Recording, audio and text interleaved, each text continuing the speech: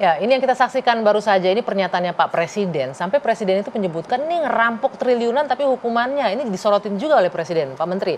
Saya juga ngikutin, Anda juga menyampaikan statement yang sama kalau tidak salah ya, terkait dengan hukuman terhadap koruptor yang lagi ramai kemarin Harvey Muiz. Divonis 6,5 tahun, merugikan negara 300 triliun. Ya. Sampai se-concern itu. Ya kan. Apa yang buat Anda berat hati ini nggak adil kah? Anda menangkap apa dari masyarakat? Jadi gini, Bapak Presiden itu menangkap semacam ada perasaan di publik atas bahwa proses hukum ini menimbulkan adanya ketidakadilan. Ya, rasa keadilan publik tercederai di sini. Oke. Rasa keadilan publik tercederai. Oleh karena itulah sebenarnya prinsip dan konsistensi Pak Prabowo sebagai presiden dari awal sudah menyatakan bahwa tidak ada toleransi bagi para mereka yang mengambil uang rakyat secara tidak sah, ya, yaitu mereka yang koruptor. Tidak ada toleransi. Hukuman harus setimpal dengan perbuatannya. Betul. Oleh karena itulah saya sebagai stafnya, pembantunya harus menerjemahkan irama dan integritas dan konsistensi presiden di dalam memberantas kejahatan korupsi di Republik Indonesia. Bahkan saya kan bidang hak asasi manusia. Korupsi itu salah satu tindakan spesifik crime. Spesifik crime yang dimaksud itu adalah pelanggaran hak asasi. Termasuk juga pelanggaran hak asasi. Boleh. Korupsi ini. Korupsi menyebabkan apa? Korupsi itu menyebabkan banyak orang menganggur. Terutama yang terkait dengan kemiskinan, kebodohan, ketertinggalan. Berbagai aspek memang terhenti. Hak orang untuk mendapat pendidikan jadi terhambat. Mendapatkan akses pekerjaan jadi terhambat. Iya. Di situ pelanggaran haknya menurut Anda. Sudah. Jadi secara tidak langsung menyebabkan pelanggaran-pelanggaran di bidang ekonomi, sosial, dan budaya. Oleh karena itulah sebagai staf, saya menyatakan staf dari presiden, saya menerjemahkan pikiran dan perasaannya, kegelisahan presiden. Kegelisahan presiden? Bahwa ingat, kegelisahan presiden, pemerintah itu tetap dalam koridor penghormatan terhadap proses hukum yang berlangsung. Nah, ini yang saya mau tanya. Ini betul, Bang Pigai. Tidak bisa diintervensi. Ya, sebentar, Bang Pigai. Ini yang mau saya tanya nih. Tadi kan presiden menangkap ini kegelisahan presiden. Tapi banyak juga yang berkomentar bahwa jangan sampai nih melewati batas intervensi hukum jatuhnya kan ini intervensi putusan hakim gitu kan. Ada juga yang beranggapan seperti itu. Saya sudah menyatakan bahwa apa yang keputusan hakim merupakan independen. Sudah, kita menghormati dong. Tapi bahwa kami punya jaksa. Bandinglah dengan kami punya kewenangan otoritas. Jaksa memiliki independensi. Jaksa adalah rumpun eksekutif. Dia punya kewenangan menggunakan kewenangan menurut undang-undang untuk melakukan banding. Supaya apa? Kok sekarang pemerintah sekarang kok bersama rakyat? Apa yang salah? Bukan bentuk intervensi ya, ini lebih menangkap keresahan dan kegelisahan masyarakat terhadap kita sudah bilang jelas 100%. Pemerintah menghormati keputusan hakim. Hakim sudah kami tahu integritasnya, kami tahu profesionalismenya, kami tahu transparansi, objektif, imparsialitas hakim, kami tahu sudah pasti 100. Tapi kan kami punya instrumen, kejaksaan, boleh dong. Kewenangan otoritas ada pada kami, mereka melakukan kewenangan kejaksaan untuk melakukan banding. Bang Pigai, tadi Anda bilang tahu kapasitas hakim, tahu track recordnya, tahu integritas hakim. Tapi di satu sisi kan wajar rasanya jika publik akhirnya merasa ada kecurigaan kan, ini kok vonisnya terlalu jauh nih dari tuntutan. Ya kan itu yang kita ungkapkan. Kita ungkapkan. Persoalan setelah jaksa banding, kemudian nanti menghasilkan proses peradilan di keputusan terakhir yang sifatnya banding, mengikat, menghasilkan sebuah proses hukum seperti apa. Tidak masalah. Namanya juga itu criminal justice system. Criminal justice system ada yang menuduh, ada yang mempertahankan tuduhan, ada yang menilai. Nanti di titik terakhir Kemudian menghasilkan itu ya warga negara harus terima. Tapi bahwa ini dalam rangka proses perjuangan ini mencari keadilan, kita juga ikut harus menghormati harus juga dong, proses kita itu ya. juga. Ya. Nah, Bang Pigai, kalau Anda sebagai individu, sebagai personal dan juga sebagai Menteri Hak Asasi Manusia, bagaimana sih sebenarnya hukuman yang pantas untuk koruptor ini? Tadi Anda menyebutkan ini bagian koruptor, tindakan koruptor termasuk pelanggaran HAM. Apa hukuman yang pantas untuk koruptor yang bisa menimbulkan efek jera karena sudah melakukan? Kalau menurut saya HAM hukuman pantas itu adalah yang tertulis menurut undang-undang. Hukuman yang tertulis menurut undang-undang KUHP. Yang tertulis menurut undang-undang sesuai dengan perbuatan. Setimpal dengan perbuatan, itu hukuman yang pantas. Hukuman yang di luar dari hukuman itu adalah misalnya ultimum. Ultimum itu sudah melampaui di luar itu. Ya, proses ultimum kan misalnya kan Anda mungkin menginginkan sesuatu yang lebih dari hukuman itu. Tapi kalau menurut saya hukuman yang pantas itu adalah hukuman yang sesuai dengan aturan. Berbicara soal undang-undang yang juga lagi diperjuangkan oleh para civil society juga adalah undang-undang perampasan aset. Kita tahu ini undang-undang keluar masuk terus nih Bang. Keluar masuk prolegnas tapi nggak jalan-jalan dari 2020 saya kalau nggak salah itu diproses tapi nggak juga diketuk. Sejauh mana keyakinan Bang Pigai di pemerintahan Pak Prabowo ini itu undang-undang bakal lancar itu diusulkan? Ya, pemerintah presiden ini kan ada yang memegang kekuasaan dan otoritas itu adalah imperium dominium itu ada di DPR. Nah, yang berhak menghasilkan undang-undang itu adalah keputusannya DPR. Di DPR itu siapa yang mengendalikan? Kan pemerintah tidak mungkin masuk. Partai politik semua kan di dalam itu. Berarti kan ketua umum partai politik. Tapi kan ketua umum partai politik juga ada sebagian yang koalisi pendukung pemerintah. Itu yang tidak boleh. Boleh apa? Selalu simplifikasi. Karena ketua umum partai politik ada di pemerintah, lantas presiden bisa mengendalikan. Itu salah. Presiden menghargai independensi partai politik. Bahwa ada kader-kadernya di dalam pemerintahan, itulah yang dikendalikan oleh presiden. Di luar itu ya silakan di DPR, legislatif yang memutuskan. Mana presiden pernah intervensi dalam politik? Coba pemilihan ketua-ketua umum partai. Nggak pernah.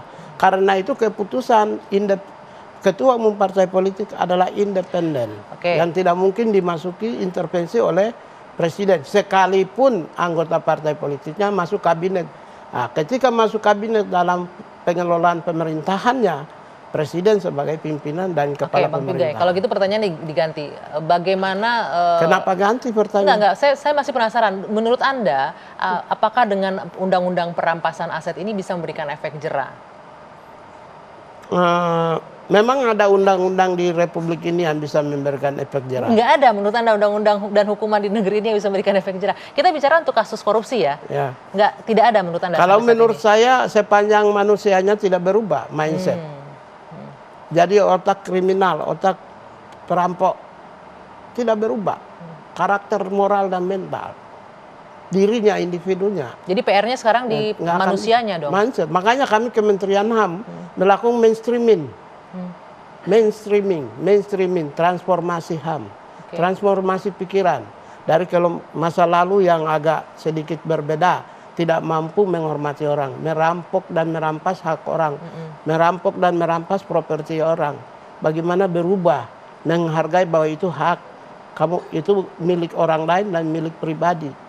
Nah, itu kita sudah mulai melakukan perubahan-perubahan, baik di instansi pemerintah, instansi non pemerintah, baik itu vertikal maupun horizontal, dan juga kepada masyarakat. Kalau gitu Pak Menteri, ada nggak jaminan yang bisa Anda berikan di kementerian Anda praktek korupsi ini nggak akan terjadi? Apa yang akan dilakukan untuk memonitor dan mengawasi itu? Pertanyaannya menarik. Sayangnya saya bukan ketua KPK, bukan.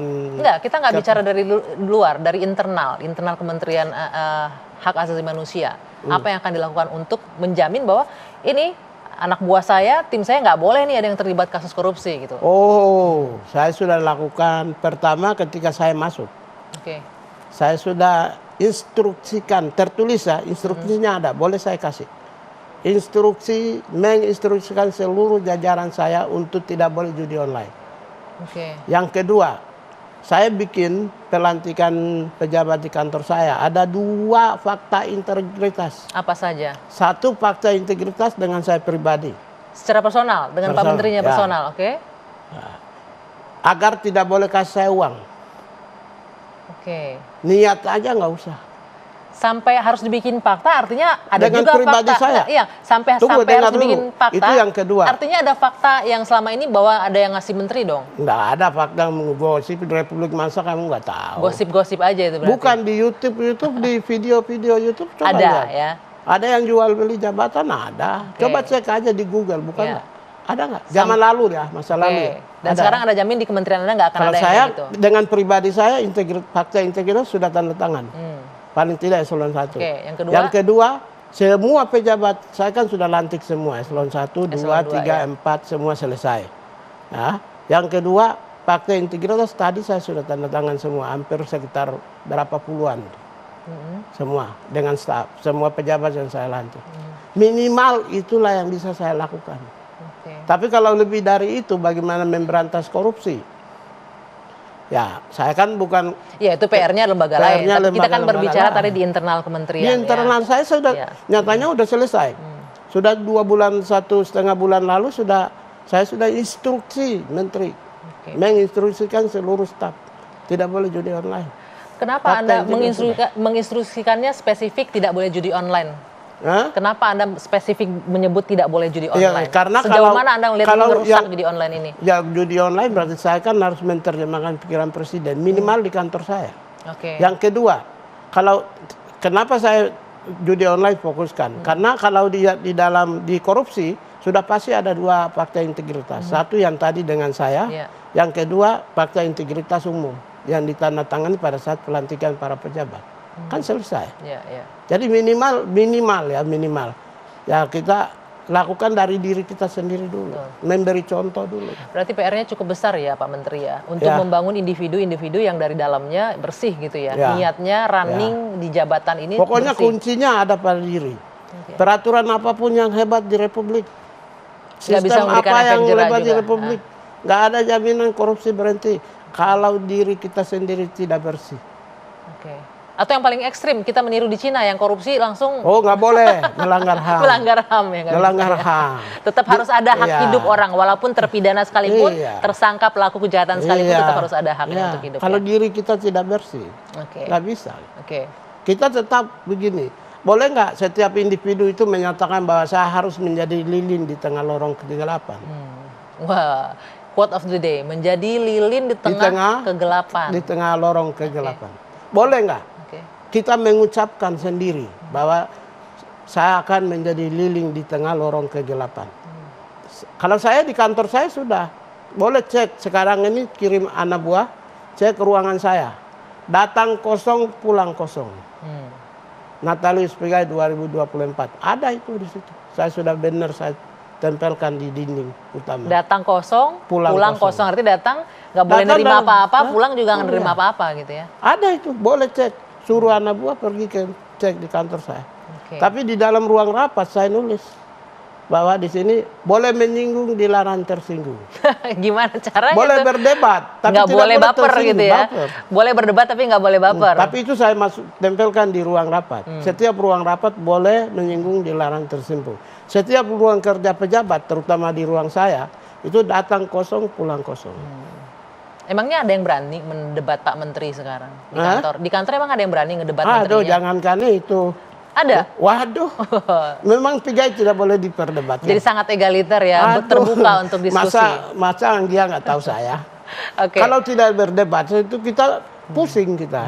Sehingga kita menciptakan sebuah perdebatan. Oke. Misalnya mencari sesuatu yang solutif. Perdebatan yang konstruktif ya Konstruktif. tentunya ya. Iya Oke. dong, itu boleh dong. Bang Pigai, ini Memang menarik nih. menteri itu apa sih?